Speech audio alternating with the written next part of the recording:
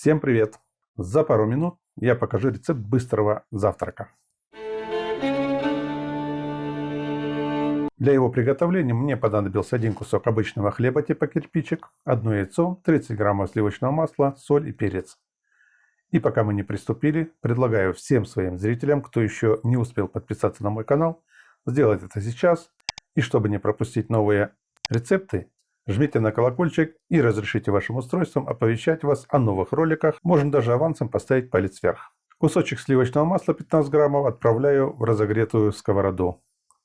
На медленном огне растапливаю его.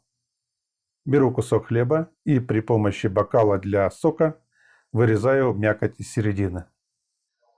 Кладу хлеб в сковороду с маслом и поджариваю сначала с одной стороны, а затем переворачиваю на другую сторону.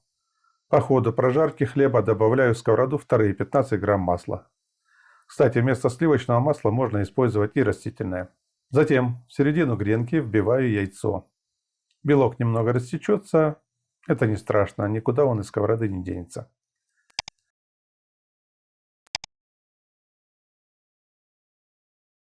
Пока яйцо сырое, солю его и добавляю немного свежемолотой смеси 5 перцев. Наливаю в сковороду совсем немного воды и тут же накрываю крышкой. В этой паровой бане яйцо немного схватится и в верхней части. Затем крышку снимаю и перекладываю готовый завтрак на тарелку.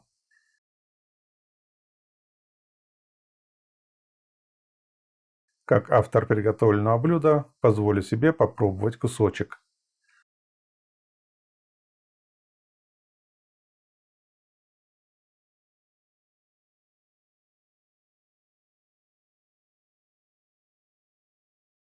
Получилось вкусно.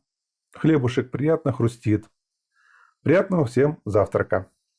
Подписывайтесь на канал, жмите на колокольчик, чтобы не пропустить новые рецепты. Пишите комментарии, делитесь ссылкой на рецепт со своими друзьями в социальных сетях и мессенджерах. Пока-пока.